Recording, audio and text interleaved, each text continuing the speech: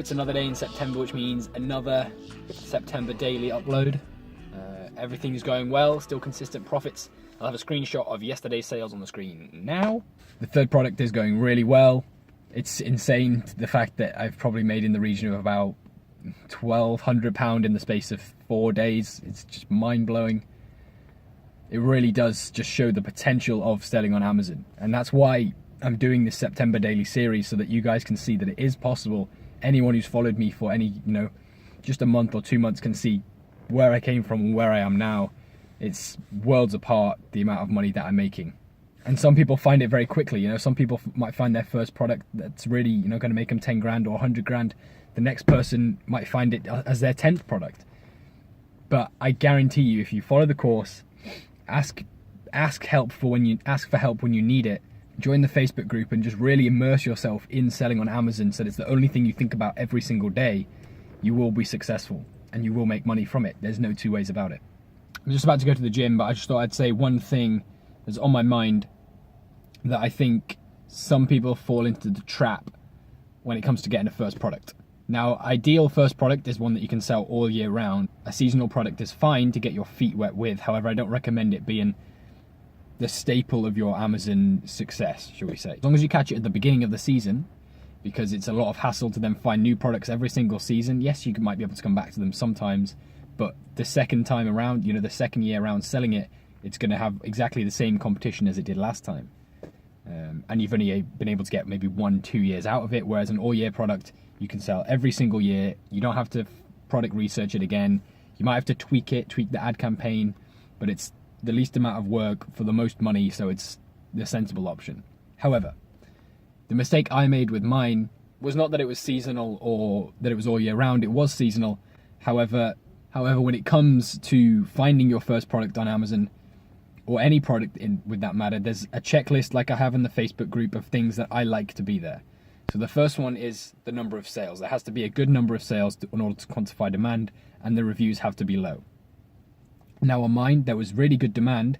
The reviews were, I would say, in the region of maybe 50 to 90, which isn't bad. I mean, it was good. It was still low. The competition wasn't super fierce, and I could put myself in a good position when I got my products there, and I did. However, what let me down was that the margins were small. When I first picked my product, I picked the market standard price at that time, and I said, yeah, I'm going to sell it at that price, and I'm going to sell all my units at that price. And at the time, that was maybe £3 to £4 profit, and that was good.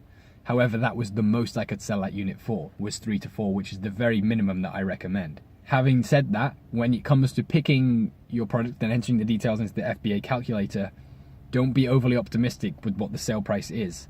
I would say maybe drop it by 10% or 20%. If it sells for £10, maybe just put in £9. If there's people selling it for £9, put in the conservative sale price, so that should you need to drop the price, you can, and you're still going to be making a healthy amount of profit from it.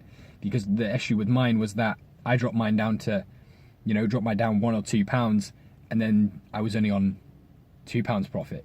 And then with the ad campaign, it got more competitive and more people drove it up to the point where it was basically break even. So it's, the way I think of it is almost like a scale. If it doesn't have one thing, so let's say maybe it's slightly more competitive, it needs to have something else.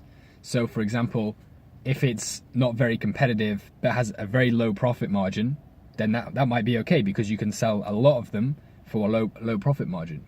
However, if it is very or if it's on the borderline of competition and a low profit margin, then it becomes the situation I was in, where the competition might increase a little bit, you drop your price, and then you're stuck in the middle again. You're stuck with very low profit, and then you've got money tied up in a product that's not selling as well as it could be. It will still sell, of course, but you don't want to be making £400 when you can be making £4,000 basically.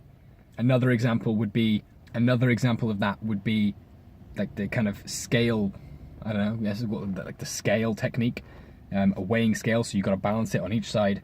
Would be that if it was super, maybe a little bit more competitive, like 150 reviews was kind of the standard. It's on the more competitive side, but let's say the profit margin is £15. You might not have to sell very many to then start making money from it.